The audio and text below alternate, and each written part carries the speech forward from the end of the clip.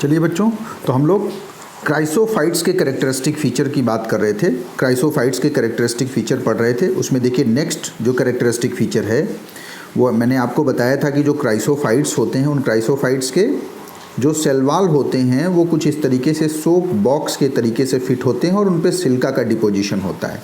क्योंकि सिलिका का डिपोजिशन होता है इसलिए वो आसानी से आप कह सकते हैं अनडिस्ट्रक्टेबल होते हैं, आसानी से उनका डिस्ट्रक्शन नहीं होता, नष्ट नहीं होते वो आसानी से, तो उन्हें हम बोलते हैं कि ये अनडिस्ट्रक्टेबल कंपोनेंट्स होते हैं। ठीक है, तो आफ्टर डेथ ये जो डाईएटम्स हैं डेथ के बाद दे फॉर्म डाईएटमोसियस अर्थ। ये सिलिका का जो सेल वॉल है ये ढेर सारा डिपोजिटेड हो जाता है आफ्टर डेथ और ये पूरी एक लेयर बना लेता है जिसे हम बोलते हैं डाईएटमोसियस अर्थ। यानी after death fossil deposits of diatoms form diatomaceous earth. ठीक है, अब ये जो सिलिका डिपोजिशन है एक्चुअली ये सिलिका जो है ग्रिटी टाइप में होता है। जैसे आप समझिए कि आप कभी देखिए ध्यान दिया होगा आपने कि जो फिल्ट्रेशन के लिए हम लोग एक लेयर यूज़ करते हैं उसमें सैंड पार्टिकल्स का इस्तेमाल करते हैं। जो पार्टिकल्स हैं जो थोड़ा ग्रेन्स कोर्सी होते हैं, ऐसे ग्रेन्स जो होते हैं कोर्सी ग्रेन्स ये चीज़ों को फिल्टर करने में मदद करते हैं। ठीक है, चीज़ों को ये क्या करते हैं, फिल्टर करने में मदद करते हैं। तो चूँकि ये ग्रिटी होते हैं so they are used in polishing, खुरदुरे होते हैं तो पॉलिशिंग में ये मदद करते हैं। उसके अलावा दे help in filtration of oil and syrup. ठीक है, नेक्स्ट पॉइंट, जो आप क्राइसोफाइट्स देख रहे हैं जिसे हम एल्गल प्रोटिस्टेंट्स भी कह रहे हैं, दे आल्सो इंक्लूड डेस्मिड्स। इनमें डाईएटम्स के साथ साथ क्या पाए जाते हैं, डेस्मिड्स भी पाए जाते हैं। और डेस्मिड्स का एक और नाम है गोल्डन एल्गा। डेस्मिड्स को क्या कहते हैं, गोल्डन एल्गा भी बोलते हैं। ठीक है, चलिए नेक्स्ट पॉइंट हम लोग देखते हैं। Next point, they show gliding movement with the help of mucilage. यानी मूवमेंट और लोकोमोशन के लिए इसमें सीलिया फ्लैजिला जैसा कुछ स्ट्रक्चर नहीं पाया जाता है, बल्कि दे शो ग्लाइडिंग मूवमेंट। ये ग्लाइडिंग मूवमेंट शो करते हैं with the help of mucilage. ये क्या है भाई, आप कभी देखिए जैसे म्यूसिलेज या कोई लसलसी चीज़ अगर मान लीजिए ऐसे निकलती हो किसी भी चीज़ से, अगर मान लो यहाँ से कोई ऐसे लसलसी चीज़ ढेर सारी ऐसे निकले तो इसके निकलने की वजह से ये लसलसी चीज़ क्या करेगी, इस रेड वाले पार्ट को थोड़ा आगे धक्का देगी। तो ऐसे ही समझिए कि म्यूसिलेजनस सबस्टेंस जब निकलता है, रिलीज होता है इनसे, तो ये क्या करते हैं, थोड़ा मूव करते हैं। इस तरह के मूवमेंट को हम ग्लाइडिंग मूवमेंट बोलते हैं। क्या है, ग्लाइडिंग मूवमेंट, थोड़ा सा ये खिसक जाते हैं इन प्रेजेंस ऑफ म्यूसिलेज। ये म्यूसिलेज उसको ग्लाइड करने में, स्लाइड करने में मदद करता है। So they show gliding movement with the help of mucilage. यानी इसमें मूवमेंट और लोकोमोशन के लिए कोई सीलिया या फ्लैजिला जैसा स्ट्रक्चर नहीं होता है। क्लियर है, तो ये आपका जनरल कैरेक्टरिस्टिक फीचर किसका हो गया, क्राइसोफाइट्स का, जिसमें मेनली कौन इंक्लूड होते हैं, डाईएटम्स एंड डेस्मिड्स। याद रखिएगा डाईएटम्स इसलिए इंपॉर्टेंट है क्योंकि वो डाईएटमोसियस अर्थ बनाता है और डाईएटम्स का इस्तेमाल हम बेसिकली किस में करते हैं, पॉलिशिंग इंडस्ट्री में यूज़ करते हैं, फिल्टरेशन ऑफ ऑयल और सिरप्स में इसका इस्तेमाल करते हैं। और डेस्मिड्स को हम किस नाम से जानते हैं, गोल्डन एल्गा। क्लियर है, तो ये चीज़ें पूछता है, आप इसको ध्यान रखिएगा। तो ये आपका क्राइसोफाइट्स कंप्लीट हो गया। चलिए क्राइसोफाइट्स के कुछ ये देखिए डायग्राम मैंने यहाँ दे रखे हैं। ये जानबूझ करके मैंने इसलिए दिया है कि आप एटलीस्ट देखो कि ये दिखने में कैसे लगते हैं। ठीक है, ये काफ़ी खूबसूरत कलरफुल होते हैं इस तरीके से। देखिए तो कुछ एग्जांपल्स दिया है डाईएटम्स के, बहुत डिटेल में नहीं जाना है, आप सिर्फ डायग्राम देख लीजिए। डाईएटम्स के कुछ डायग्राम हैं। ठीक है, चलिए अब नेक्स्ट हम लोग क्राइसोफाइट्स के बाद नेक्स्ट बात करेंगे डाइनोफ्लैजिलेट्स की। किसकी बात करेंगे हम लोग, डाइनोफ्लैजिलेट्स की बात करेंगे। डाइनोफ्लैजिलेट्स भी ये भी क्या हैं, ये भी एल्गल प्रोटिस्ट हैं। ये भी क्या है, एल्गल प्रोटिस्ट हैं। अब देखो बड़ा इंटरेस्टिंग है, यहाँ पे एक बड़ी इंटरेस्टिंग कहानी आपको देखने को मिलेगी। जो हमारे प्रोकैरियोट्स से देखो, वो प्रोकैरियोट्स क्या थे भाई, प्रोकैरियोटिक सेल उनके पास था और प्रोकैरियोटिक सेल में प्रिमिटिव न्यूक्लियस पाया गया। यानी आपको मैंने पहले बताया था कि सबसे पहले कौन आए, सबसे पहले आए प्रोकैरियोट। कौन आए, प्रोकैरियोट। इसमें कुछ कमियां रही होंगी, उन कमियों को दूर करके नेचर ने एक नए तरीका का सेल इवॉल्व किया जिसे हम क्या कहते हैं, eukaryote.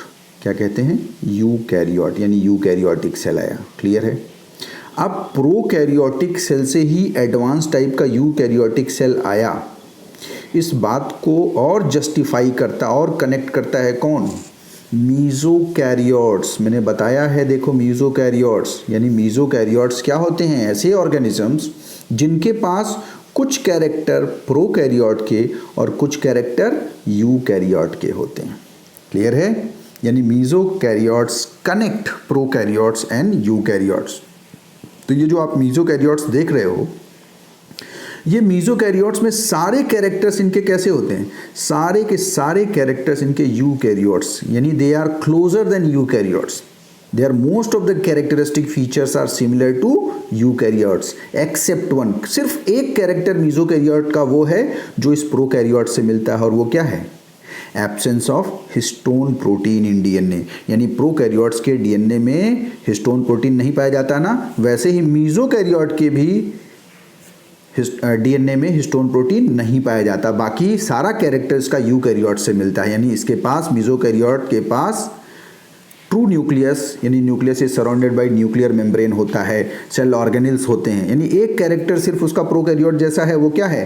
Absence of histone protein. याद रखिएगा, बहुत पूछता है ये सवाल, ठीक है? तो ये जो डाइनोफ्लैजिलेट्स हैं इसलिए इंटरेस्टिंग है क्योंकि they are the example of mesokaryotes. Clear है? तो चलिए मैं स्टेटमेंट पढ़ दे रहा हूँ। दे आर, देखिए अभी जो मैंने आपको बताया है डाइनोफ्लैजिलेट्स के बारे में, they are example of mesokaryotes, that is they are most of the characters are similar to eukaryotes except one.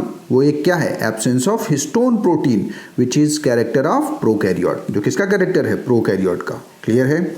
उसके अलावा कैरेक्टरिस्टिक, नेक्स्ट इसका कैरेक्टर देखिए, आस्मो रेगुलेशन एंड बॉयंसी। चूँकि ये भी ज़्यादातर क्या होते हैं? एक्वेटिक होते हैं, पानी में पाए जाते हैं। तो इनमें जो बॉयंसी होती है, यानी जो ये तैरते हैं पानी में, उन पानी में तैरने के लिए जो इसको एक आप कह सकते हैं बॉयंसी का कैरेक्टर प्रोवाइड कर रहा है, वो कौन प्रोवाइड करता है? ड्यू टू फॉर्मेशन और due to presence of vacuole. और इनमें जो वैक्यूल पाया जाता है बहुत इंटरेस्टिंग है। आपने सुना होगा कॉन्ट्रैक्टाइल वैक्यूल, लेकिन पहली बार जो एक वैक्यूल इवॉल्व रहा होगा वो कैसा रहा होगा? Non contractile vacuole. यानी इन डाइनोफ्लैजिलेट्स में नॉन कॉन्ट्रैक्टाइल वैक्यूल पाया जाता है, जिसे हम पस्यूल भी बोलते हैं। क्या बोलते हैं? पस्यूल। क्या बोलते हैं? पस्यूल। जो कहाँ पाया जाता है? At the base of flagella. इसमें पाए जाने वाले फ्लैजिला के बेस पे नॉन कॉन्ट्रैक्टाइल वैक्यूल्स पाए जाते हैं, जो इसको आस्मो रेगुलेशन में मदद करते हैं। किस में मदद करते हैं? Osmo regulation. क्या होता है भाई आस्मो रेगुलेशन? आस्मो रेगुलेशन क्या होता है बताइए? मैंने शुरुआत वाले लेक्चर में बताया हुआ है आस्मो रेगुलेशन क्या होता है। जल्दी से कोई ब्रीफ करिए भाई। Osmoregulation is maintenance of constant fluidity और constant osmolarity of any cellular system is called osmoregulation. तो ये सोचिए, अगर मान लीजिए ये बड़ा सा सेल है, तो इस सेल के अंदर एक्चुअली क्या पाया जाता है? वैक्यूल पाया जाता है, ऐसे वैक्यूल। और इस वैक्यूल के अंदर जो आपका वैक्यूलर फ्लूइड होता है उसे हम नॉन लिविंग फ्लूइड कहते हैं, जो किसमें मदद करता है? आस्मो रेगुलेशन में। कैसे? समझिए इस बात को कि मान लीजिए कि आपका जो प्रोटोप्लाज्म है यहाँ पे प्रोटोप्लाज्म बहुत गाढ़ा हो जाए। क्या हो जाए? बहुत गाढ़ा, यानी हाइपरटोनिक हो जाए। क्या हो जाए? हाइपरटोनिक। और एक बात मैंने आपको बताई था कि भाई प्रोटोप्लाज्म की जो फ्लूइडिटी है कांस्टेंट होनी चाहिए। यानी प्रोटोप्लाज्म अगर ज़रूरत से ज़्यादा गाढ़ा हो गया तो भी सेल मर जाएगा, और ज़रूरत से ज़्यादा फीका हो गया तो भी सेल मर जाएगा। तो मान लीजिए ये प्रोटोप्लाज्म बहुत गाढ़ा है, यानी हाइपरटोनिक है। बहुत गाढ़ा है तो क्या होगा भाई? अब सेल के सर्वाइवल को खतरा है। तो अब देखिए क्या होगा, इसके फ्लूइडिटी को मेंटेन करने के लिए वैक्यूल का वैक्यूलर सैप, यानी वैक्यूलर सैप से पानी जो है वो बाहर निकल आएगा, और इसकी फ्लूइडिटी क्या होगी? मेंटेन हो जाएगी, यानी ये सर्वाइव कर पाएगा। यही आस्मो रेगुलेशन है। ठीक है? मान लीजिए किसी कारणवश ये सेल ढेर सारा पानी एब्जॉर्ब कर लिया और बाहर कंडीशन कैसी हो जाए? हाइपोटोनिक हो जाए। क्या हो जाए? हाइपोटोनिक। मतलब हाइपोटोनिक मतलब लेस कंसंट्रेटेड सोल्यूशन। हाइपर माने मोर कंसंट्रेटेड सोल्यूशन। मोर कंसंट्रेटेड सोल्यूशन मतलब ज़्यादा गाढ़ा। ज़्यादा गाढ़ा मतलब पानी कम, चीनी ज़्यादा, ऐसे याद रखो। हाइपोटोनिक मतलब कम गाढ़ा मतलब पानी ज़्यादा, चीनी कम। फीका सोल्यूशन याद रखो। तो हाइपोटोनिक, अगर मान लो कि आपका साइटोप्लाज्म प्रोटोप्लाज्म फीका हो गया, मतलब पानी बहुत ज़्यादा हो गया इसमें, और आपको चाहिए एक कांस्टेंट फ्लूइडिटी, एक कांस्टेंट ऑस्मोलरिटी, तो उसको अटेन करने के लिए क्या करेगा, ये प्रोटोप्लाज्म से पानी को इसके अंदर भेज देगा, वैक्यूल के अंदर। तो इस तरीके से फिर से प्रोटोप्लाज्म की ऑस्मोलरिटी फ्लूइडिटी क्या हो जाएगी, मेंटेन। इसी को बोलते हैं osmoregulation. Maintenance of constant osmolarity और fluidity of a cellular system is called osmoregulation and these vacuole help in osmoregulation। Clear है? तो ये वैक्यूल किस में मदद करता है, ऑस्मोरेगुलेशन में मदद करता है। तो कैसा वैक्यूल पाया जाता है भाई इसमें, non contractile vacuole. Non contractile से क्या मतलब है, जिसके मेम्ब्रेन समझो स्ट्रेचेबल नहीं है, ऐसे समझो, जो फैलता नहीं है, नॉन कॉन्ट्रैक्टाइल वैक्यूल। ठीक है, अभी अमीबा जब पढ़ेंगे तो आप पढ़ेंगे अमीबा, पैरामीशियम, इन सब में कॉन्ट्रैक्टाइल वैक्यूल, यानी इनके जो वैक्यूल हैं वो फैलते और सिकुड़ते हैं। क्लियर है? लेकिन इनमें जो वैक्यूल्स हैं नॉन कॉन्ट्रैक्टाइल वैक्यूल्स हैं। क्लियर है? चलिए नेक्स्ट कैरेक्टरिस्टिक फीचर की बात करते हैं। चूंकि ये भी एल्गल प्रोटिस्ट के ही एग्जाम्पल हैं, यानी फोटो ऑटोट्रॉफिक न्यूट्रिशन शो करेंगे, और चूंकि फोटो ऑटोट्रॉफिक न्यूट्रिशन शो करेंगे तो इसका मतलब इसमें भी पिगमेंट होगा। और पिगमेंट क्या होगा, आप देखिए, इसके पहले क्राइसोफाइट्स पढ़े थे, उसमें क्या पिगमेंट था, क्लोरोफिल ए के साथ सी। एग्जैक्टली वैसा यहाँ भी है, यहाँ भी क्लोरोफिल ए के साथ क्लोरोफिल सी पाया जाता है और कैरोटीनॉइड साथ में पाया जाता है, यानी ये भी ब्राउन एल्गा के तरीके से सिमिलरिटी शो करते हैं। क्लियर है? और ग्रीन एल्गा में या ग्रीन प्लांट्स में क्या होता है, क्लोरोफिल ए के साथ क्लोरोफिल बी। याद रखना हमेशा ये कंपैरिजन। ठीक है, चलिए उसके अलावा एक बड़ी इंटरेस्टिंग खासियत है, दे शो वेरियस कलरेशन। ये बड़ा अलग अलग तरह का कलरेशन शो करते हैं, इसलिए ओशंस में ये बड़ा, आप कह सकते हैं, बड़ी देखने में, अगर आप कभी डिस्कवरी चैनल पे आपने देखा हो तो कभी कभी डिस्कवरी चैनल पे बड़ा कलरफुल चीज़ें दिखाता है ओशियंस के अंदर। वो जो कलरफुल थिंग्स होती हैं, आप कह सकते हैं कि वो कलरफुल थिंग्स एक्चुअली यही होते हैं, डाइनोफ्लैजिलेट्स के ही मेंबर्स होते हैं, बड़े कलरफुल होते हैं। ठीक है, तो ये डाइनोफ्लैजिलेट्स कलरफुल होते हैं, अलग अलग कलरेशन शो करते हैं। क्लियर है? नेक्स्ट कैरेक्टरिस्टिक फीचर देखते हैं हम लोग। Their cell wall has stiff cellulose plates on outer surface which give them special appearance. Actually जो इनका सेल वॉल होता है, उनके सेल वॉल पे जगह जगह स्टिफ सेलुलोज प्लेट्स होते हैं, जैसे टाइल्स, आप समझो टाइल्स या मोजैक। आप देखो फर्श पे, जैसे मान लो ये एक एरिया है फर्श का, ठीक है, और इस फर्श में अलग अलग कलर के आप टाइल्स, ऐसे अलग अलग कलर के अगर जगह जगह सोचो कि ऐसे टाइल्स लग जाएं तो खूबसूरती क्या होती है, ये देखो खूबसूरत हो गया कुछ इस तरीके से। क्लियर है? तो ऐसे ही समझो, जो इनका सेल वॉल है, उनके सेल वॉल पे जगह जगह ऐसे सेलुलोज के डिपोजिशन होते हैं।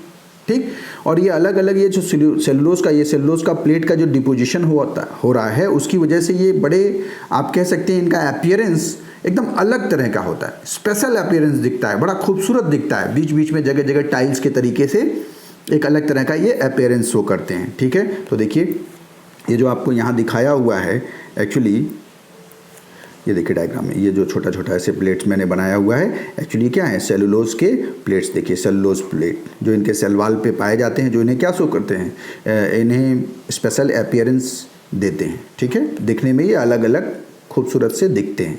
क्लियर है? ये हो गया। नेक्स्ट कैरेक्टर देखते हैं हम लोग। इनके पास 2 फ्लैजिला होता है, दे हैव 2 फ्लैजिला। ठीक, उसमें एक जो फ्लैजिला है, देखो एक बड़ा सा जो ये फ्लैजिला देख रहे हो, इसे हम बोलते हैं लॉन्गिट्यूडिनल फ्लैजिला। क्या कहते हैं? Longitudinal flagella. ठीक है, और एक जो दूसरा फ्लैजिला होता है, एक्चुअली वो ऐसे एक ट्रांसवर्स ग्रूव में पाया जाता है, ऐसे चारों तरफ घेर के, देखो ऐसे ट्रांसवर्स ग्रूव में, यहाँ से निकला और ट्रांसवर्स ग्रूव में ऐसे घेर के इसको पाया गया ऐसे। तो इस तरीके से दोनों फ्लैजिला एक दूसरे के अगर देखो तो परपेंडिकुलर हैं कुछ अरेंज्ड। ठीक है, ये लॉन्गिट्यूडनल हो गया, यहाँ से निकला, ये लॉन्गिट्यूडनल फ्लैजिला हो गया, और ये आपका देखिए ट्रांसवर्स ग्रूव में पाया जाने वाला फ्लैजिला।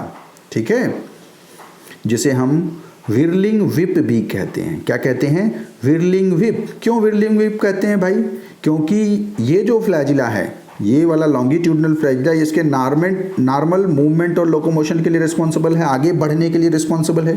जबकि ये जो आप देख रहे हो डाइनोफ्लैजिलेट, ये अपनी जगह पे, जैसे लट्टू नहीं घूमता है अपने ही एक्सिस पे, लट्टू के तरीके से, या जैसे अर्थ अपने एक्सिस पे घूमती ना, कुछ इस तरीके से अपने ही एक्सिस पे घूमती हैं ये डाइनोफ्लैजिलेट्स। और अपने ही एक्सिस पे लट्टू के तरीके से घूमने के लिए कौन रिस्पॉन्सिबल होते हैं?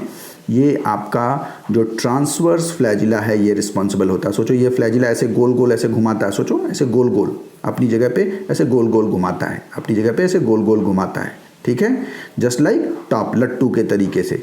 तो ये जो आपका व्हर्लिंग व्हिप है या ट्रांसवर्स फ्लैजिला है जो ट्रांसवर्स ग्रुप में पाया जा रहा है, ये इसके एक्सिस पे घुमाने के लिए रिस्पॉन्सिबल होता है। क्लियर है? तो ये एक इंटरेस्टिंग फीचर है जो पूछ लेता है व्हिर्लिंग व्हिप किसे कहते हैं या व्हिर्लिंग व्हिप का क्या रोल है। तो व्हिर्लिंग व्हिप का क्या रोल है?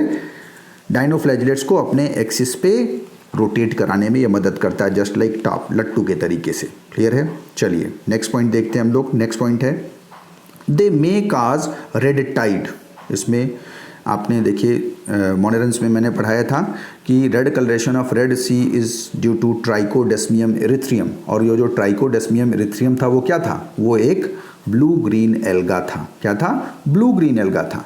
बिल्कुल वैसे ही वहीं तुरंत मैंने आपको ये भी लिखवाया था उस समय, और वो देखिए आप यहाँ आ गया सामने कि रेड टाइड बहुत बार समुद्र में कुछ जगहों पे दिखता है, एकदम लालिमा दिखने लगती है कुछ खास जगहों पे।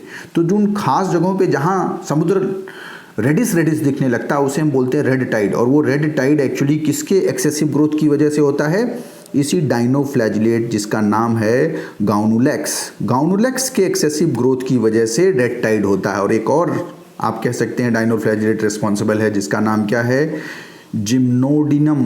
क्या है? जिम्नोडिनियम। क्या है? जिम्नोडिनियम। लेकिन गॉनुलेक्स का नाम कई बार पूछा हुआ है, इसे आप जरूर याद कर लीजिए। Red tide is caused due to gonyaulax. एक और नाम याद रखिए, कभी पूछ सकता है नाम, ठीक है, तो ये भी नाम याद रखिए। क्या है? जिम्नोडिनियम। तो gonyaulax and gymnodinium are responsible for red tide, जिसमें गॉनुलेक्स इंपॉर्टेंट ज़्यादा है, तो इसे याद रखिए, कई बार पूछा भी हुआ है ये। नेक्स्ट देखिए, ये जो रेड टाइड में देख रहे हैं ये जो डायनोफ्लैजिलेट्स हैं ये कभी कभी कुछ टॉक्सिन मटेरियल भी रिलीज़ करते हैं। इसीलिए देखिए जहाँ जिस रीजन में रेड टाइड पाया जाता है उस रीजन में जनरली अवॉइड किया जाता है फिशिंग या इस तरह का कोई भी एक्वेटिक आप कह सकते हैं फूड हम उस रीजन का नहीं यूज़ करते हैं, क्योंकि ये संभावना होती है कि ये जो डायनोफ्लैजिलेट्स हैं हो सकता है कुछ टॉक्सिक मटेरियल भी रिलीज़ किए हों। ठीक है, चलिए नेक्स्ट पॉइंट देखते हैं हम लोग। सम डायनोफ्लैजिलेट्स इमिट लाइट। बड़ा इंटरेस्टिंग बात है भाई। आप देखिए कभी समुद्र में, वही मैंने बताया ना कि डिस्कवरी पे अगर देखिए तो आपको कभी कभी बहुत चमकती हुई चीज़ें भी समुद्र के तलहटी या समुद्र के रीजन में आपको दिखती हैं, एकदम चमकती हुई चीज़ें। तो वो जो चमकती हुई चीज़ें दिखती हैं एक्चुअली यही डायनोफ्लैजिलेट्स के मेंबर्स हैं जो बायोल्यूमिनेसेंस शो करते हैं। ठीक है, तो some dinoflagellates emit light due to phosphorescence and make sea glow in dark. अंधेरे में जो समुद्र आपको चमकता हुआ दिखता है वो किसकी वजह से? कुछ डायनोफ्लैजिलेट्स की वजह से, जो क्या शो करते हैं? बायोल्यूमिनेसेंस शो करते हैं। क्या शो करते हैं? बायोल्यूमिनेसेंस, यानी अंधेरे में चमकने के कैरेक्टर को हम कहते हैं बायोल्यूमिनेसेंस। यानी एक तरह से आप कह सकते हैं उसमें बायोलॉजिकल चमक है। कुछ बायोलॉजिकल फिनोमिना की वजह से जो डिफरेंट वेवलेंथ की लाइट उन पे पड़ती है, डिफरेंट वेवलेंथ की लाइट का जो इस्तेमाल करते हैं उसकी वजह से उनका जो कलर चेंज है और वो उसमें एक तरह का उसके लिए फॉस्फोरेसेंस समझिए क्या होता है। आप देखिए कभी फॉस्फोरेसेंस आपने देखा होगा, रेडियम या इस तरह के कुछ नंबर प्लेट्स होते हैं, या अक्सर रात के समय जो रोड पे मोड़ या इस तरह के सिंबल्स के लिए एक चमकती हुई चीज़ से निशान बनता है, वो एक्चुअली रेडियम होता है। तो रेडियम क्या होता है? वो लाइट एब्जॉर्ब करता है, और लाइट जो एब्जॉर्ब करता है फिर उसी लाइट को इमिट करता है, उसी को हम बोलते हैं फॉस्फोरेसेंस। यानी लाइट को एब्जॉर्ब करके फिर उसी लाइट को इमिट करना, जिसकी वजह से एक चमक, एक ग्लेयर क्रिएट होती है जिसे हम फॉस्फोरेसेंस कहते हैं। तो ये जो डायनोफ्लैजिलेट्स के कुछ मेंबर्स हैं ये बायोल्यूमिनेसेंस शो करते हैं। They absorb different wavelength of light and again emit that wavelength of light and produce a specific glare. ठीक, तो एक खास तरह का ग्लेयर, एक खास तरह का चमक प्रोड्यूस करते हैं। तो इस बायोल्यूमिनेसेंस प्रोड्यूस करने वाले डायनोफ्लैजिलेट का नाम क्या है? बहुत इंपॉर्टेंट है, याद कर लीजिए। ठीक है, क्या है? नॉक्टिल्यूका। याद रखिए, नॉक्टिल्यूका एक ऐसा डायनोफ्लैजिलेट का मेंबर है जो बायोल्यूमिनेसेंस शो करता है, जो अंधेरे में समुद्र में ग्लो करता है। ठीक है, चमक के लिए रिस्पॉन्सिबल होता है। ठीक, और इसमें रिजर्व फूड जो है वो क्या होता है? स्टार्च और या तो स्टार्च या तो आयल के फॉर्म में एक्सेस फूड स्टोर होता है। ठीक, तो ये आपका डायनोफ्लैजिलेट्स हो गया।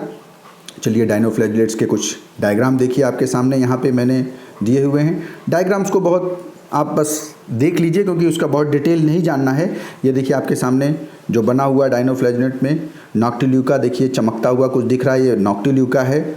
फिर ये सेरेटियम है और ये गानुलैक्स है। ठीक है, इसके अगर सरफेस पे आप देखिए तो ये देखिए ये ऐसे लग रहा है ना सेलुलोज जगह जगह डिपॉजिटेड है। एक अलग तरह का ऐसे खुरदुरा आप कह सकते हैं इस तरीके से, एक जो इस पर रफनेस है, अलग अलग जगह सेलुलोज की छोटी छोटी प्लेट्स पाई जा रही होंगी जिसकी वजह से इसका खास तरह का अपीयरेंस दिख रहा है।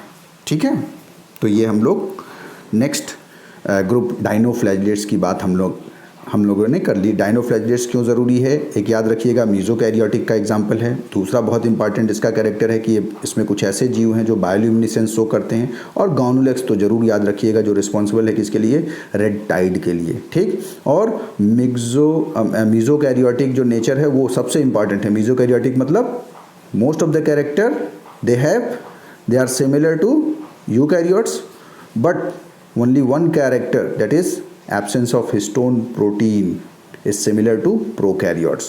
क्लियर है? चलिए, तो ये हो गया आपका डायनोफ्लैजिलेट्स। अब हम नेक्स्ट ग्रुप की बात करते हैं यूग्लिनॉइड्स। तो आप क्राइसोफाइट्स और डायनोफ्लैजिलेट्स जो मैंने बताया था कि भैया क्राइसोफाइट्स और डायनोफ्लैजिलेट्स ये क्या है, ये स्ट्रिक्टली ऑटोट्रॉफिक हैं। क्या है? Strictly autotrophic.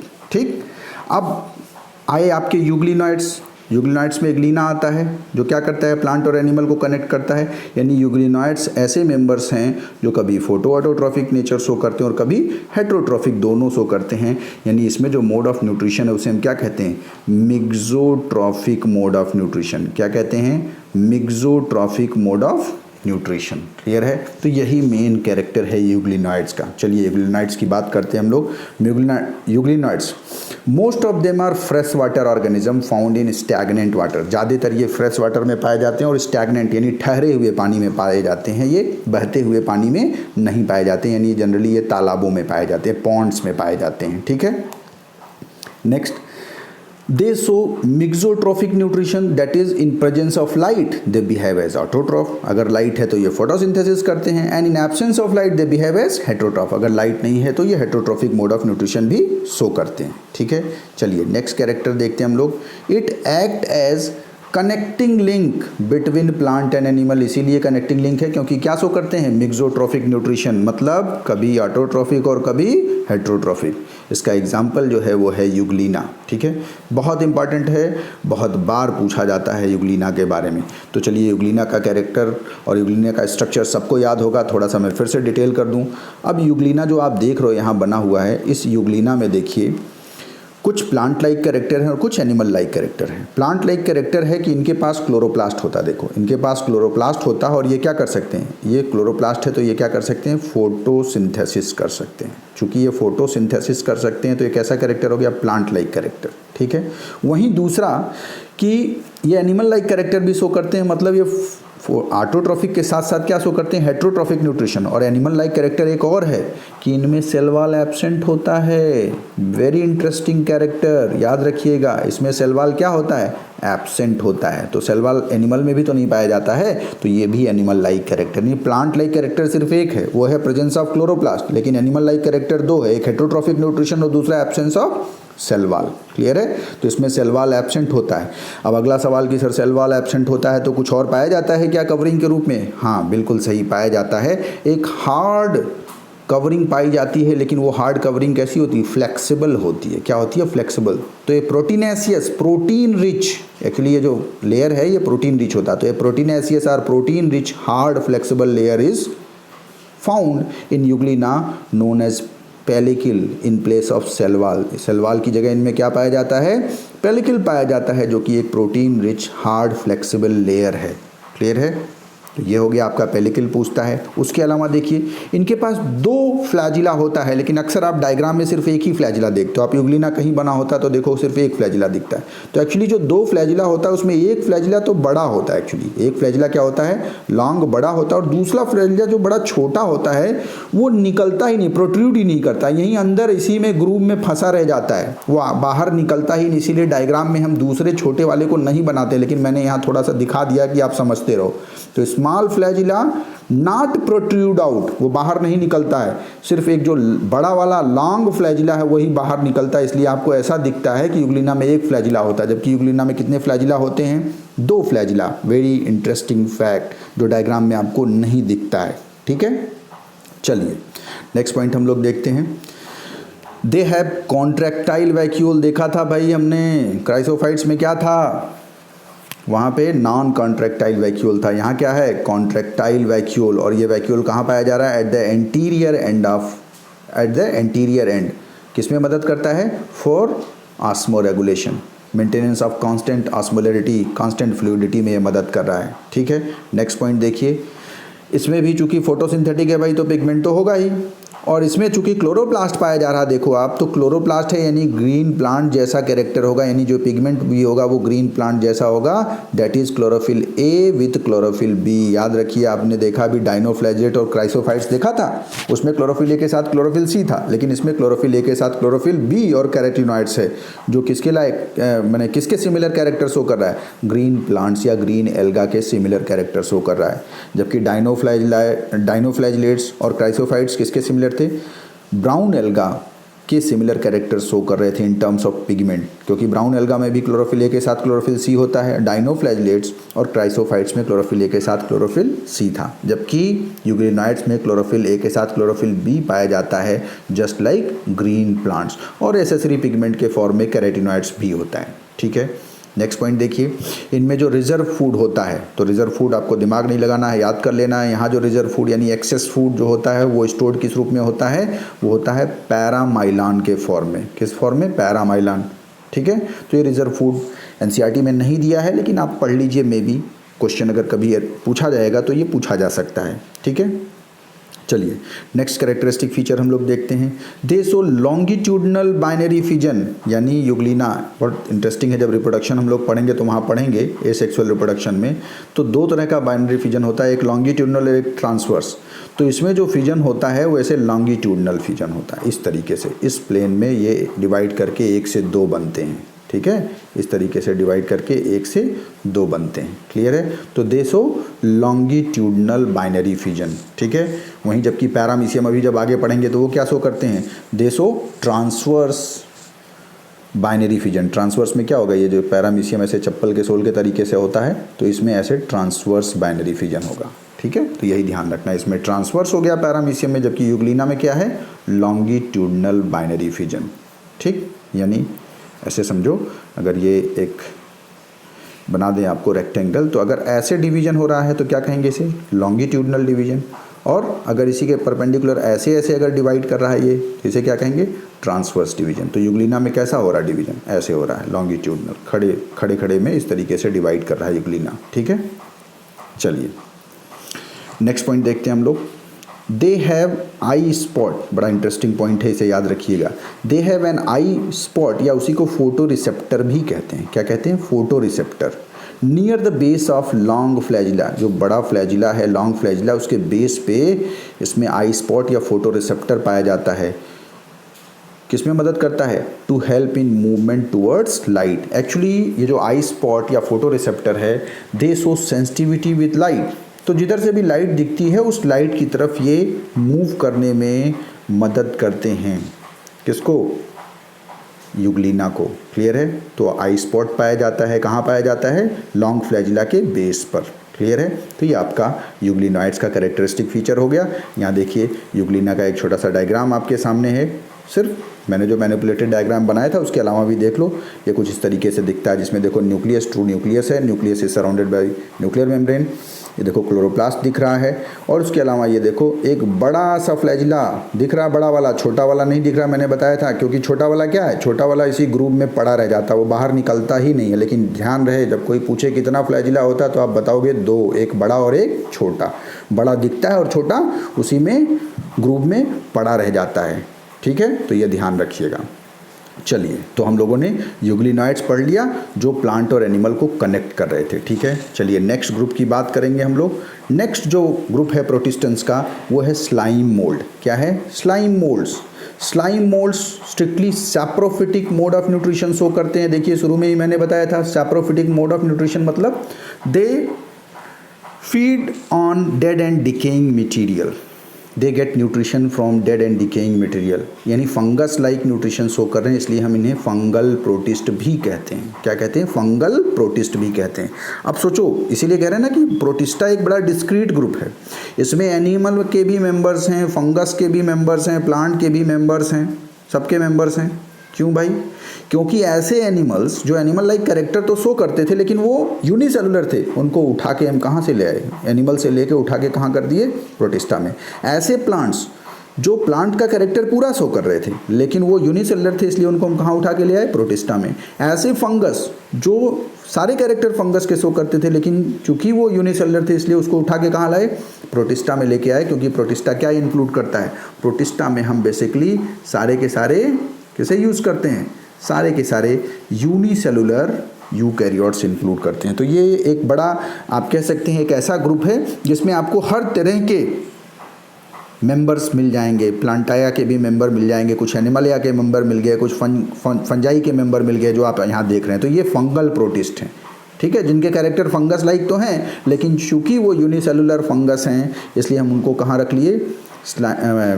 प्रोटिस्टा में रख लिए। क्लियर है? चलिए, तो स्लाइम मोल्ड्स की बात थोड़ा कर लेते हैं हम। Protistans slime moulds they are similar to fungi, ये फंगस जैसे होते हैं। That is they show saprophytic mode of nutrition, यानी they get their nutrition from dead and decaying material.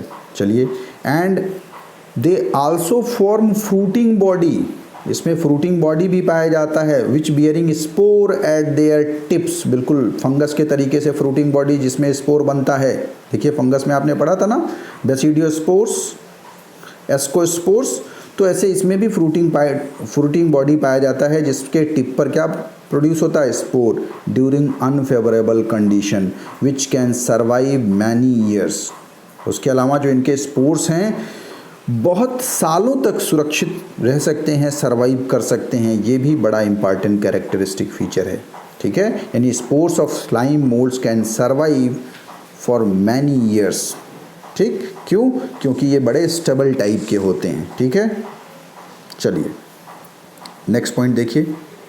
And during suitable condition, जब कंडीशंस नॉर्मल होती हैं, suitable होती हैं, तो वो स्पोर जर्मिनेट करके क्या होता है? फिर से ग्रो कर जाता है। तो during suitable condition they form aggregation, वो जर्मिनेट करते हैं और गुच्छा बनाते हैं, एग्रीगेशन, समूह बनाते हैं, एग्रीगेशन।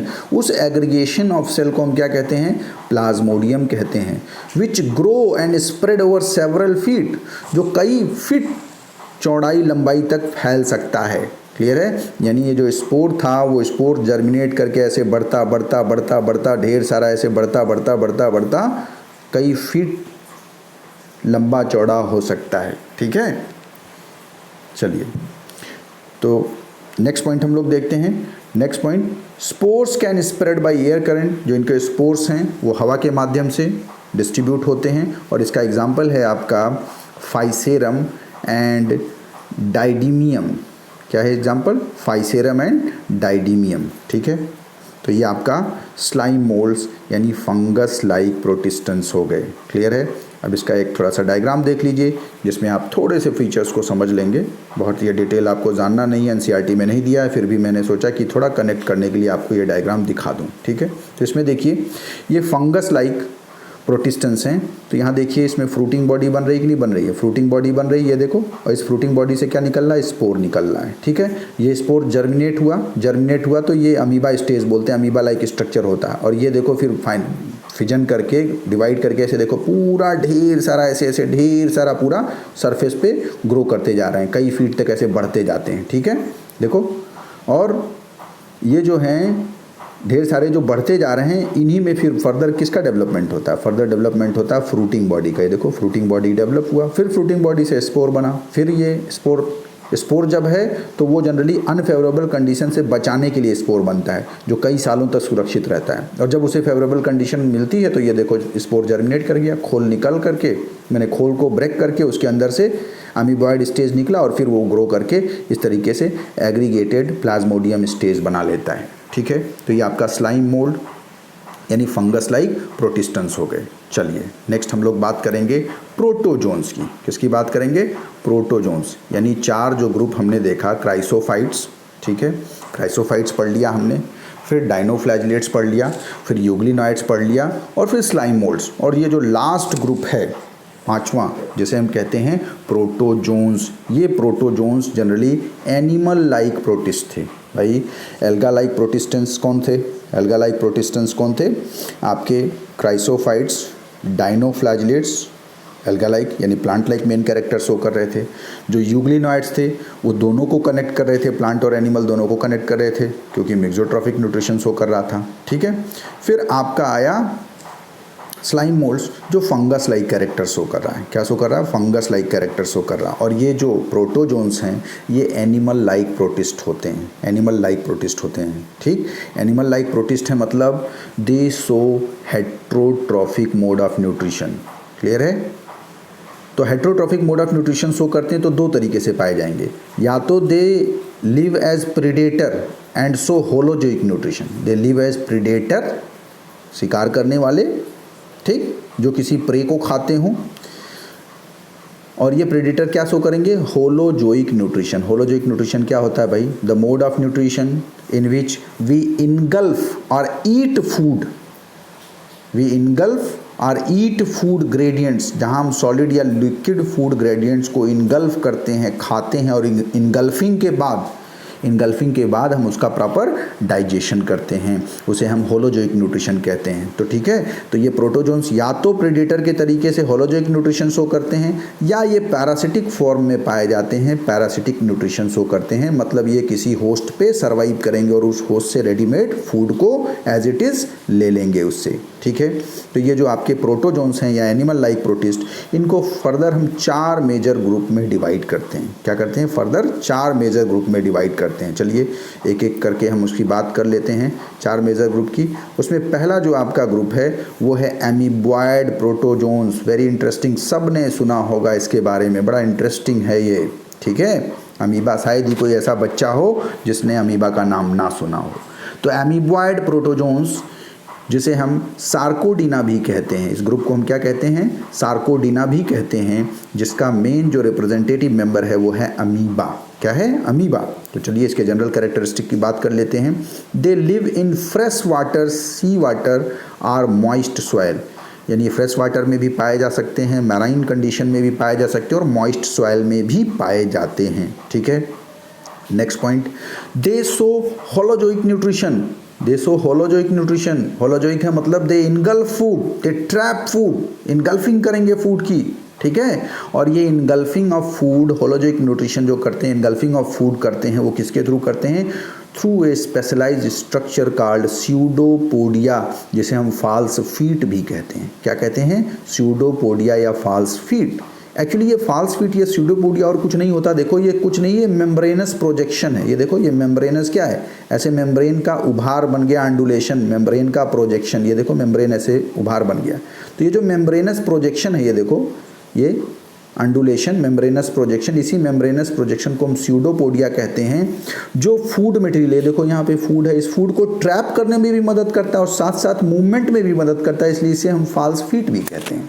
क्या कहते हैं? फॉल्स फीट, यानी मूवमेंट में भी मदद कर रहा है और फूड को ट्रैप करने में, इनगल्फिंग ऑफ फूड में भी मदद कर रहा है। क्लियर है?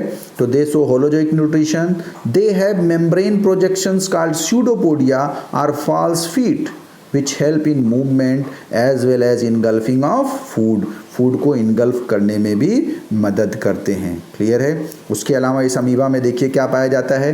कॉन्ट्रैक्टाइल वैक्यूल पाया जाता है। कॉन्ट्रैक्टाइल वैक्यूल किस में मदद करेगा? ऑस्मो रेगुलेशन में मदद करेगा। कॉन्ट्रैक्टाइल है मतलब स्ट्रेचेबल है। क्या है? स्ट्रेचेबल इसका मेम्ब्रेन है, मतलब ये कॉन्ट्रैक्ट करता है और साथ साथ रिलैक्स करता है, यानी इसमें एक तरह की स्ट्रेचेबिलिटी है। ठीक, नेक्स्ट अमीबा आपके सामने जो बना है ये इरेगुलर शेप शो करता है, इससे नहीं कोई फिक्स शेप नहीं होता है, ऐसे कुछ भी बना दो अमीबा बन गया, कुछ भी बना दो अमीबा बन गया। क्लियर है। उसके अलावा जो इसके मैरीन फॉर्म होते हैं, in marine form they have silica on their surface, marine form में इसके ऊपर सिलिका का डिपोजिशन भी पाया जाता है। ठीक है। नेक्स्ट कैरेक्टरिस्टिक फीचर देखिए, सम ऑफ देम आर पैरासिटिक, और कुछ इसके जो मेंबर्स हैं वो पैरासिटिक भी होते हैं, जैसे एंट अमीबा हिस्टोलिटिका, जैसे एंट अमीबा हिस्टोलिटिका जो अमीबियोसिस काज करती है। क्लियर है। चलिए, तो ये आपने देखा अमीबॉइड प्रोटोजोन्स या सार्कोडिना का रिप्रेजेंटेटिव अमीबा और उसके कैरेक्टरिस्टिक फीचर को आपने देखा। चलिए नेक्स्ट ग्रुप, ये आपका डायग्राम देखिए अमीबा का, एक इंटरेस्टिंग सा थोड़ा सा डायग्राम है, आप देख लीजिए। इसमें देखिए स्यूडोपोडिया है, कॉन्ट्रैक्टाइल वैक्यूल है, न्यूक्लियस वेल डिफाइंड पाया जाता है, और ये इसमें फूड वैक्यूल है अंदर। ठीक है, यानी फूड को इनगल्फ करके अंदर किया। अब इसमें लाइसोसोम होगा, वो लाइसोसोम जिसमें डाइजेस्टिव एंजाइम होगा वो इस फूड वैक्यूल के साथ मिल करके इसके फूड को क्या करेगा, डाइजेस्ट करेगा, और जो बचा हुआ भोजन है माने अनडाइजेस्टेड फूड पार्टिकल है, बचा हुआ नहीं अनडाइजेस्टेड फूड पार्टिकल है, उसको फिर क्या करेगा, सरफेस से बाहर निकाल देगा। ठीक है, जो डिटेल में हम लोग जब न्यूट्रिशन पढ़ेंगे, डाइजेशन पढ़ेंगे तो वहाँ पढ़ेंगे। ठीक, अभी इतना हम लोग समझ लेते हैं। चलिए नेक्स्ट हम लोग बात करेंगे फ्लैजिलेटेड प्रोटोजोन्स की। तो फ्लैजिलेटेड प्रोटोजोन्स को हम मैस्टिगोफोरा भी बोलते हैं, याद रखिएगा, फ्लैजिलेटेड प्रोटोजोन्स को मैस्टिगोफोरा भी बोलते हैं। They are either free living और पैरासिटिक और सिम्बियोटिक, ये फ्री लिविंग भी होते हैं, पैरासिटिक भी होते हैं, या सिम्बियोटिक एसोसिएशन शो करते हैं। ठीक है, इसके जो कुछ पॉपुलर एग्जाम्पल हैं वो आपको याद रखना है, जो अक्सर पूछ लेता है। पहला एग्जाम्पल इसका है ट्राइकोनिम्फा, ट्राइकोनिम्फा। तो ट्राइकोनिम्फा इंपॉर्टेंट इसलिए है कि आप सभी लोग दीमक जानते होंगे, और आपको मालूम है दीमक लकड़ी को कहते हैं चाट जाती है, यानी अंदर ही अंदर दीमक जो है लकड़ी के सेलुलोज को डाइजेस्ट करते करते करते अंदर अंदर उसको गला देता है, डिग्रेड कर देता है, और लकड़ी बिल्कुल खोखली हो जाती है। तो एक्चुअली वो लकड़ी में जो सेलुलोज है उस सेलुलोज को डाइजेस्ट करने में दीमक में कौन मदद करता है? एक्चुअली दीमक में वो एंजाइम नहीं प्रोड्यूस हो रहा है जो सेलुलोज को डाइजेस्ट करे। दीमक के गट में एक प्रोटिस्टन पाया जाता है जिसका नाम है ट्राइकोनिम्फा, इसीलिए इंपॉर्टेंट है, याद कर लो, बड़ा इंटरेस्टिंग नाम है trichonympha. They live in termite gut, ये दीमक के गट में, टर्माइट गट में पाए जाते हैं। And secrete cellulose digesting enzyme, cellulose को डाइजेस्ट करने वाला एंजाइम बनाते हैं जो सेलुलोज को डाइजेस्ट कर सके। क्लियर है। दूसरा एग्जाम्पल देखिए, दूसरा एग्जाम्पल है ट्रिपेनोसोमा, बहुत बार पूछा है, नीट में भी पूछा है। ट्रिपेनोसोमा जो है it causes African sleeping sickness cause करता है, अफ्रीकन स्लीपिंग सिकनेस। और ये जो ट्रिपेनोसोमा है इसको ट्रांसमिट करने में कौन मदद करता है? एक मक्खी है जिसका नाम है सीसी फ्लाई। तो सीसी fly helps in transmission of trypanosoma which cause a disease known as African sleeping sickness. बहुत पूछता है, तो ट्रिपेनोसोमा अफ्रीकन स्लीपिंग सिकनेस के लिए रिस्पॉन्सिबल है, ट्रांसमिट होता है बाय सीसी फ्लाई, याद कर लीजिए। ठीक है, चलिए नेक्स्ट एग्जाम्पल देखते हैं हम लोग। नेक्स्ट एग्जाम्पल है लेस्मानिया। देखिए एनसीईआरटी से ज़्यादा एग्जाम्पल मैंने कोट किया इसलिए क्योंकि ये सब कहीं ना कहीं पूछे गए हैं और ये सब इंपॉर्टेंट है। एटलीस्ट मैं वीडियो लेक्चर में जितने एग्जाम्पल्स कोट कर रहा हूँ आप ज़रूर उनको याद करिएगा, कोई भी छोड़िएगा नहीं, क्योंकि मैंने खुद ही काफ़ी रिसर्च के बाद आपकी चीज़ों को बहुत कॉम्पैक्ट फॉर्म में बताया। जो ज़रूरी है निहायत ही उतना ही मैं आपको बता रहा हूँ, बहुत ज़्यादा बताने में मेरा विश्वास नहीं है। मेरा विश्वास है कि मैं वो चीज़ें आपको वो इन्फॉर्मेशन दूँ जिससे आपका नीट में सिलेक्शन हो, या जो आपके लिए रेलेवेंट हो। ऐसा डेटा जो रेलेवेंट नहीं है, अभी मैं प्रोटिस्टा पे ढेर सारे एग्जाम्पल आपको लिखा दूँ, कोई फ़ायदा नहीं है, कोई फ़ायदा नहीं। और इतने हो सकते हैं आप देखिए क्लासिफिकेशन जब पढ़ते हैं तो वशिष्ठा सीरीज़ की 5 बुक्स आती हैं, बड़ी मोटी मोटी सी, ग्रेजुएशन में पढ़ा जाता है वशिष्ठा सीरीज़ की, जिसमें लोअर ऑर्गेनिजम्स का पूरा डिटेल है। तो अगर आप पढ़ने लगिए ना तो पूरे साल आप प्रोटिस्टा पढ़ेंगे। तो हमें ये कन्फाइंड करना है, हमें सिर्फ उतना पढ़ना है जितनी हमारी ज़रूरत है। और मैं हमेशा कहता हूँ सिलेक्शन उसका होता है जिसे ये मालूम होता है क्या नहीं पढ़ना है। ठीक है, पढ़ना क्या है उसकी कोई हद ही नहीं है, आप पढ़ते जाओ। आप फोटोसिंथेसिस पढ़ना है तो भाई क्लास 8th में भी आपने फोटोसिंथेसिस पढ़ा था, 10th में भी पढ़ा था, 12th में भी पढ़ा था, ग्रेजुएशन में भी पढ़ते हो, पीजी में भी पढ़ते हो, लेकिन डेप्थ बढ़ती जाती है, तो वही हद आपको समझना है। ठीक है, तो उस पॉइंट ऑफ व्यू से मैं जितने इंपॉर्टेंट एग्जाम्पल्स हैं वही कोट कर रहा हूँ, और एटलीस्ट जो मैं कोट कर रहा हूँ उतना तो आप ज़रूर याद कर लो, ठीक है, जिससे मैं 95% क्वेश्चंस की गारंटी देता हूँ। 5% मेरे हाथ में नहीं है और वो किसी के हाथ में नहीं है, ठीक है। चलिए नेक्स्ट, लेस्मानिया काज स्किन लेसन्स, स्किन पे ऐसे चकत्ते टाइप में पड़ जाते हैं इसकी वजह से। नेक्स्ट एक एग्जाम्पल है आपका जियार्डिया की वजह से डायरिया होता है, ठीक है। नेक्स्ट एग्जाम्पल आपका है ट्राइकोमोनास की वजह से वेजाइनल इन्फ्लेमेशन होता है, ठीक है। तो ये कुछ एग्जाम्पल हैं जो पूछे जा सकते हैं। चलिए नेक्स्ट हम लोग बात करेंगे सीलिएटेड प्रोटोजेंस की। किसकी बात करेंगे? ये सारे के सारे देखिए एनिमल लाइक प्रोटिस्टेंस हैं, उसकी बात कर रहे हैं हम।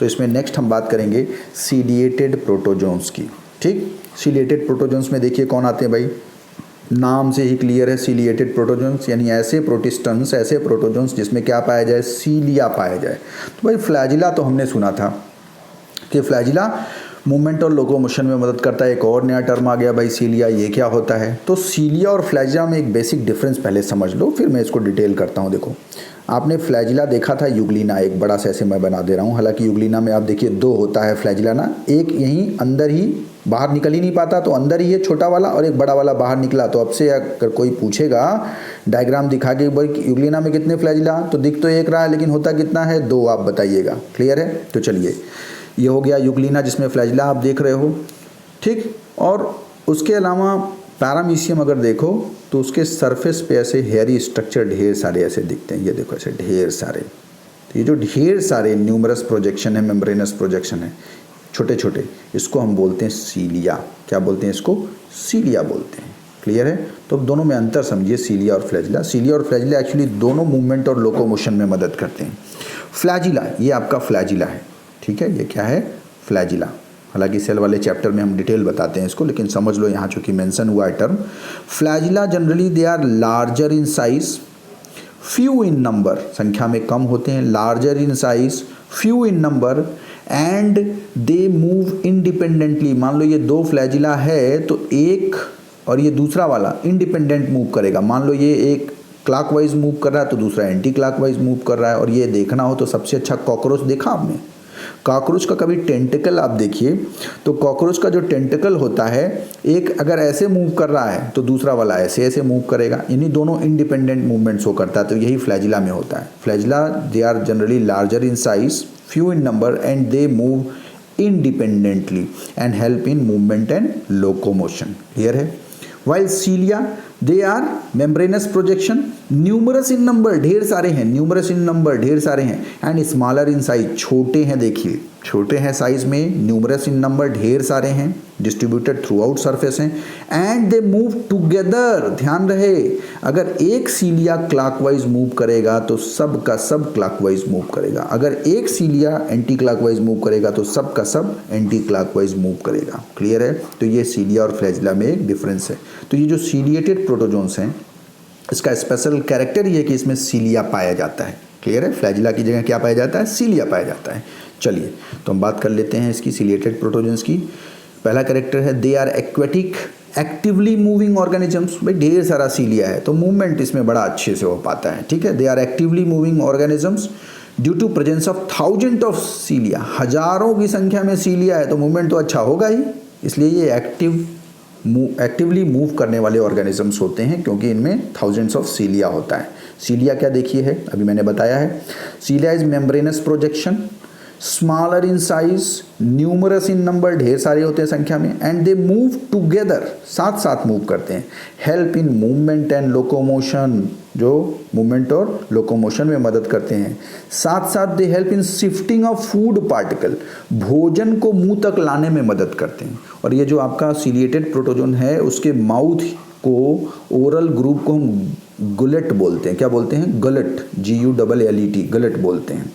तो जो फूड पार्टिकल्स हैं इसके गलट में लाने का काम कौन करते हैं? ये सीलिया करते हैं। तो they help in shifting of food particles towards the gullet or oral group. Clear है? तो गलट का डायग्राम थोड़ा देख लीजिए आप, गलट कैसा होता है। ये देखिए यहाँ मैंने एक मैनिपुलेटेड डायग्राम बनाया है पैरामीशियम का, ठीक। पैरामीशियम में देखिए ये है आपका गुलेट, यहाँ देखिए ग्रुप जैसा दिख रहा है ना, ये ग्रुप, इसी को हम बोलते हैं गुलेट या ओरल ग्रुप या ये काम करता है एज ए माउथ। किसका काम करता है? माउथ का काम करता है, जो बाहर की तरफ ऐसे ओपन है। It open outside the cell surface and act as mouth to trap food. Food को ट्रैप करने के लिए इस्तेमाल होता है, एक्ट करता है as a mouth.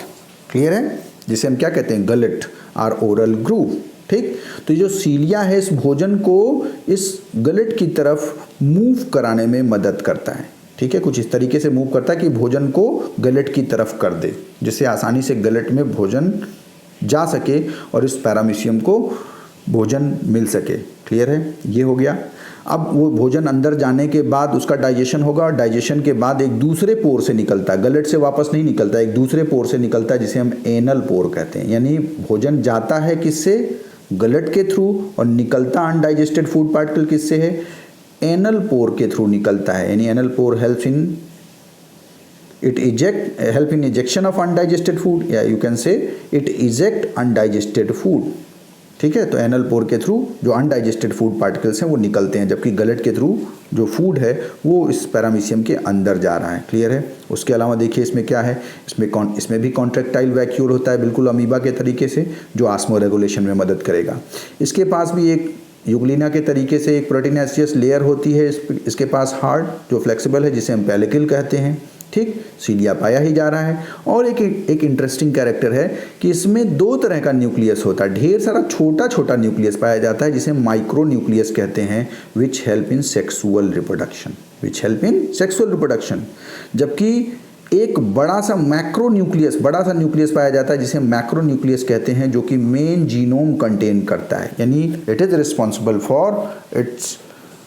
For regulating it's different metabolic activities. यानी इसके सर्वाइवल के लिए जो सारी इन्फॉर्मेशन है वो इसी मैक्रो न्यूक्लियस पे पाए जाने वाले जीनोम पे पाया जा रहा है, यानी यही मेन जीनोम है। जबकि माइक्रो न्यूक्लियस जो कई हैं ये जनरली सेक्सुअल रिप्रोडक्शन में मदद करते हैं। क्लियर है?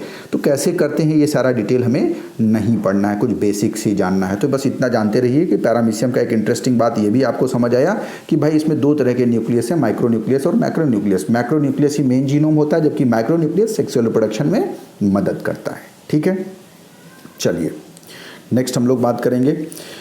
पहले ही मैंने बता दिया था, दे शो ट्रांसवर्स फिजन। इसमें जो फिजन है, जैसे मान लो ये है, तो इसमें ऐसे ट्रांसवर्स फिजन होता है, ऐसे ये डिवाइड करते हैं। तो ये दे show transverse binary fission, transverse fission show करते हैं। ठीक है, और इसमें जो सेक्सुअल रिप्रोडक्शन होता है वो बाई कंजुगेशन होता है। कैसे होता है? बाई कंजुगेशन ट्यूब बन के, यानी ये एक है और एक दूसरा आया, दोनों के बीच में एक कंजुगेशन ट्यूब बना और इसके थ्रू कुछ जेनेटिक मटेरियल का एक्सचेंज हुआ, उसी को हम कहते हैं कंजुगेशन। क्लियर है? तो इसमें आपका पैरामीशियम में कंजुगेशन के थ्रू सेक्सुअल रिप्रोडक्शन होता है, जस्ट लाइक बैक्टीरिया, जैसे बैक्टीरिया में होता है। ठीक, चलिए एक थोड़ा सा अच्छा सा डायग्राम, मैंने जो मैनिपुलेटेड डायग्राम बनाया था वो आपको बहुत सुंदर नहीं लग रहा होगा, तो एक बुकिश डायग्राम भी मैंने आपके सामने यहाँ रखा है कि देख के आप एटलीस्ट सारे पार्ट्स को समझ लो। देखो इसमें ढेर सारे सीलिया हैं, ढेर सारे थाउजेंड्स ऑफ सीलिया।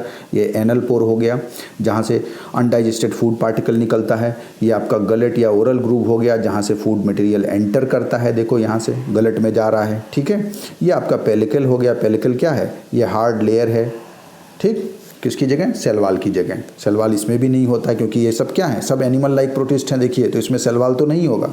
ठीक, तो इसमें सेल वॉल की जगह क्या है? पेलिकल है। उसके अलावा इसमें पोस्टीरियर रीजन में कॉन्ट्रैक्टाइल वैक्यूल पाया जा रहा है और साथ साथ एंटीरियर रीजन में भी कॉन्ट्रैक्टाइल वैक्यूल। तो वैक्यूल हो गया, जो कि किसमें मदद करता है? ऑस्मो रेगुलेशन में। और दो तरह का न्यूक्लियस पाया जाता है, एक माइक्रो न्यूक्लियस और macronucleus. Micronucleus helps in sexual reproduction, जबकि macronucleus is the main genome which control the all metabolic activities of paramecium। Clear है? तो ये आपका पैरामीशियम और उसके डिटेल हो गए। और जो लास्ट आपको पढ़ना था वो स्पोरोजोन इसका हो गया ग्रुप का। ठीक है, तो प्रोटोजोन का जो लास्ट आप कह सकते हैं इसका ग्रुप है वो है स्पोरोजोन। स्पोरोजोन क्या होते हैं? देखिए, they have infectious spore like stage in their life cycle। Actually इसमें infectious spore like stage पाया जाता है इनके लाइफ साइकिल में, जिसे हम कहते हैं स्पोरोजोन। क्या कहते हैं? जो ये टर्म हम इनको स्पोरोजोन दे रहे हैं वो किस वजह से दे रहे हैं? क्योंकि इनके लाइफ साइकिल में इन्फेक्शियस स्पोर लाइक स्ट्रक्चर पाया जाता है, इसलिए हम इन्हें स्पोरोजोन्स कहते हैं।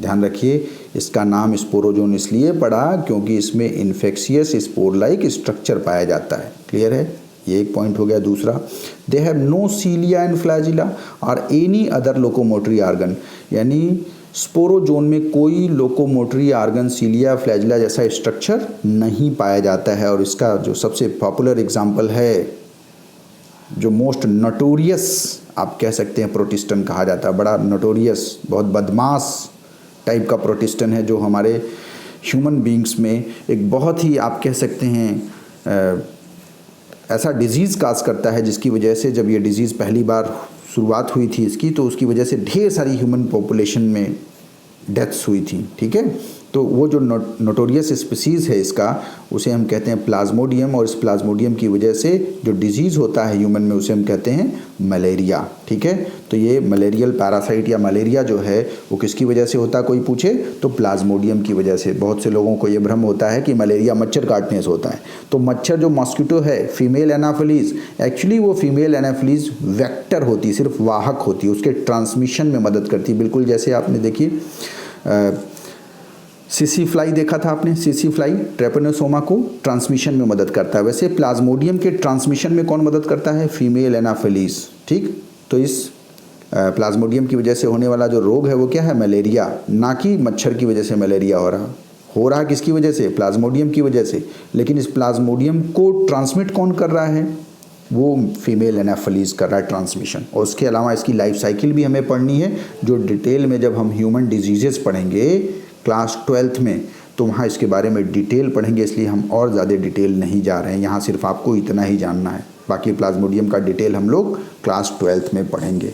ठीक है, चलिए, तो ये आपका प्रोटोजोन कह रहे हैं प्रोटिस्टन्स कंप्लीट किंगडम प्रोटिस्टा आपका कंप्लीट हो गया। ठीक है, जिसको हमने 5 ग्रुप में बांटा था।